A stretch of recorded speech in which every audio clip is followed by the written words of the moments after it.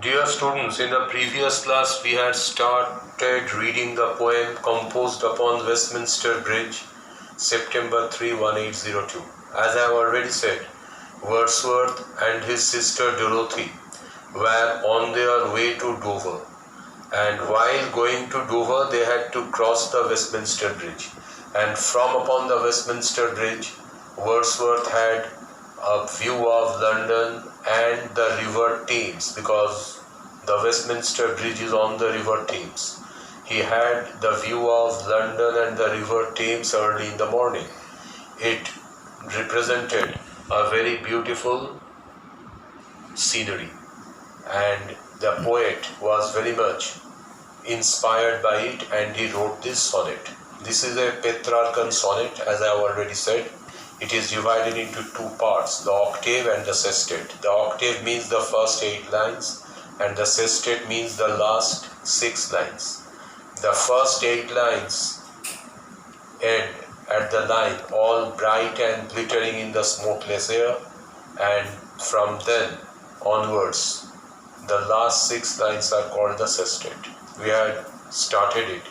Now let us find out what Wordsworth had seen from upon the Westminster Bridge. The poet says that this is the most beautiful thing that the earth can show. Earth has not anything to show more fair. Fair means beautiful. The earth is here, imagined as a showman. It is called personification. Personification means attributing human qualities to lifeless things. Pranhীন বস্তুতে মানুষের গুণ আরোপ করা, that is called personification. Actually, earth is personified. Earth is being imagined as a showman. Dull would he be of soul who could pass by a sight so touching in its majesty. A sight so touching in its majesty. Majesty means beautiful. The grand spectacle of London early in the morning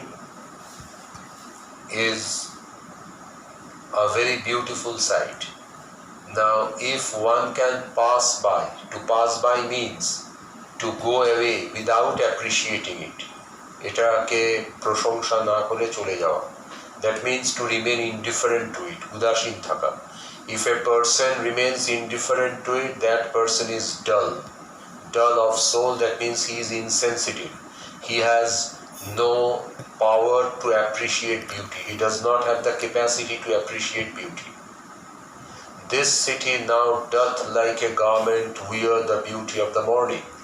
This is an example of personification and simile. Personification, because the city means London, wears something. To wear means to put on, পরিধান করা. Just as we put on garment means dress. Just as human beings put on dress, the city has also put on a dress. What is the dress put on by London? London has put on the garment of the beauty of the morning. The beauty of the morning, সকালের সৌন্দর্য, is the dress that London has put on. Doth is Old English, means bare. Silent, bare. Silent means there is no sound. Early in the morning, the daily activities of the city have not started. That's why there is silence everywhere. Supreme silence can be found because it is early in the morning. Bare, uncovered. It is bare or uncovered because there is nothing to malign the beauty of nature. প্রকৃতির সৌন্দর্যকে প্রতিহত করতে পারে এমন কিছু নেই. It is bare, uncovered. And from upon the Westminster Bridge, the poet sees some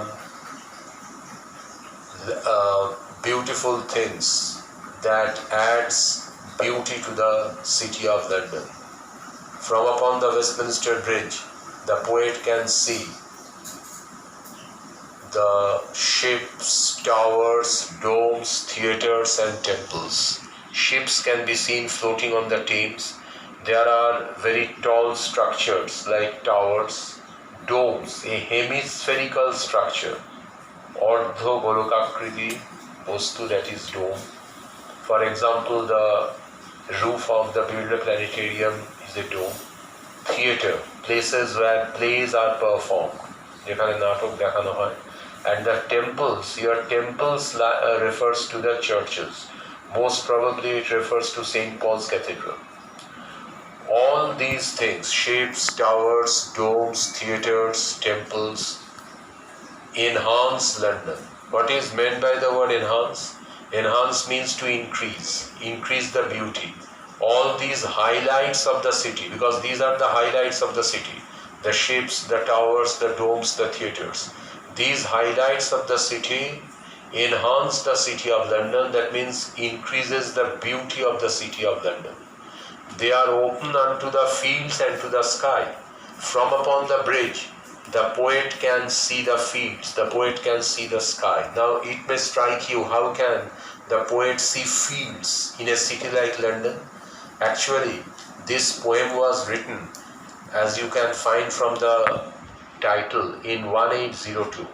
Yes, the industrial revolution has taken place. Shilpa Biplab hoyeche, factories are coming up, but the full effect of industrial revolution had not been felt at that time. শিল্প বিপ্লবের সম্পূর্ণ অভিঘাত তখন এসে পড়েনি. That is why the poet could see the fields and the sky. Actually, if you today stand upon the Westminster Bridge and look at London, you will not find the sky, you will not find the fields, because of the industrial revolution, because of industrialization, all these things have been lost. But Wordsworth could see it, because the industrial revolution had taken place only a few years ago, and still the full impact of industrial revolution could not be felt. All bright and glittering in the smokeless air. Glittering means shining. Everything, that means the shapes, the towers, the domes, the theatres, the temples, everything is shining. Why is everything shining? Because the air is smokeless. Why is the air smokeless? Because the daily activities of the day have not begun. Because if daily activities start, what will happen? Fire will be lit, agun jala hobe, smoke will come out, and the air will be full of smoke. But when Wordsworth is having a glimpse of London, it is free from smoke, because early in the morning the daily activities have not begun. The air is free from pollution, the air is free from smoke. The octave ends here. The first 8 lines, the octave ends here. Now the sestet. Never did sun more beautifully steep in his first splendor, valley, rock or hill. Splendor. What is meant by the term splendor? Splendor means brightness. Ojjollo. What is first splendor? First splendor means the first brightness of the sun. That means when the sun is rising. When the sun is rising, it is the first brightness of the sun. And in the first brightness of the sun, everything is illuminated. The valley means a place between two mountains, upottaka. The rock, that means the big stones. The hill, everything is full of sunlight, everything is covered with sunlight. The sunlight illumines everything. It is the first brightness of the sun. Never saw I, never felt a calm so deep. The poet experiences that he has never experienced before. What is the poet experiencing? The poet is experiencing a feeling of calm, a calmness of mind, a tranquility of mind. Moner shanto bhav. Why? Because early in the morning, the city is free from sound pollution. The city is free from air pollution. There is tranquility everywhere. Charidikei shanti royeche. That is why the poet experiences something that he has never experienced before. Early in the morning, there is a tranquility everywhere, and the poet feels it. Never before in his life he had experienced a feeling so deep. He had never experienced so deep a feeling of calm. The river glideth at his own sweet will. The river means the Thames. Glideth is Old English, it means glide. To glide means to move spontaneously, সাবলীল ভাবে প্রবাহিত হওয়া. The Thames is flowing spontaneously. Why? The Thames is flowing spontaneously because no ships are sailing across the river. Ships are there, but the ships are not moving. But when the ships sail, the river cannot flow spontaneously. The spontaneity of the Thames is prevented, is obstructed by the movement of the ships. টেমসের সাবলীল স্বতঃস্ফূর্ত প্রবাহ বন্ধ হয়ে যায় বা রুদ্ধ হয় জাহাজের দ্বারা, যখন জাহাজ চলতে থাকে. But early in the morning the ships are stationary, the ships are not moving. That's why the river Thames is flowing spontaneously at his own sweet will. Will means desire, wish, ichche. The river is flowing according to his wish. Note the pronoun his. Generally we use the pronoun his to describe a human being. Actually the poet should have written its. The river glideth at its own sweet will, but the poet uses the pronoun his. Why? It is another example of personification. It a personification and arakta example. Personification, as I have already said, attributing human qualities to non-living things. Here the non-living thing is the river. The river is being imagined as a human being. Just as a human being has a wish, has a desire, the river also has a wish. And the river is flowing according to his own wish. নিজের ইচ্ছা অনুযায়ী প্রবাহিত হচ্ছে. That means the river is actually flowing spontaneously. There is nothing to prevent the spontaneous flow of the river because the ships are stationary. Dear God, the very houses seem asleep. Dear God, the poet invokes the name of God because he wants to thank God for allowing him to experience such a beautiful sight. Actually, the poet expresses his gratitude to God. What is meant by the term gratitude? Gratitude means gratefulness, kritogata. The poet is actually expressing his gratefulness to God. The very houses seem asleep. Can the house sleep? No. Actually, the residents of the houses are lost in slumber. বাড়ির বাসিন্দারা ঘুমে ডুবে রয়েছে.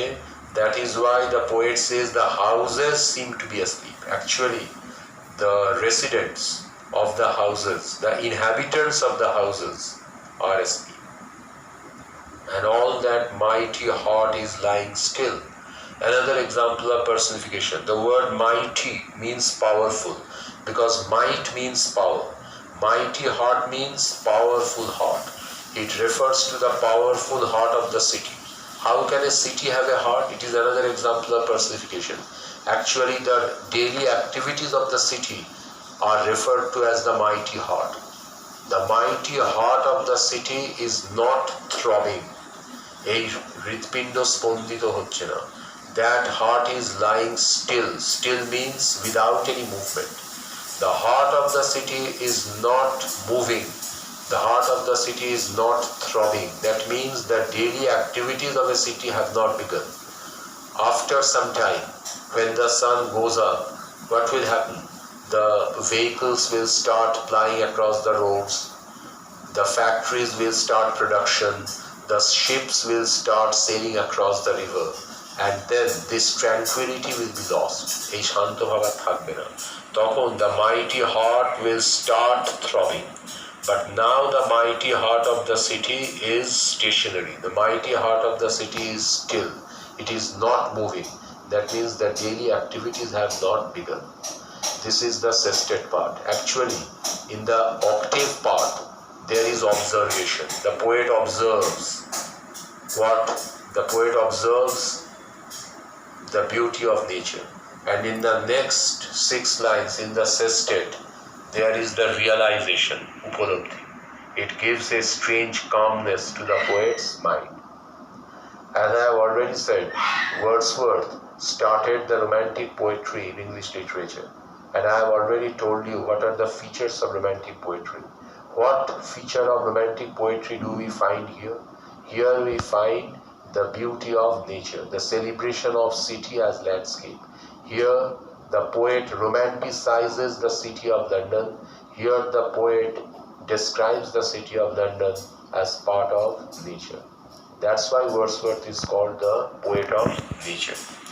So, here we have finished reading the poem composed upon Westminster Bridge, and I will send you the questions and answers and the word notes. Try to follow this video. The class comes to an end here. Thank you.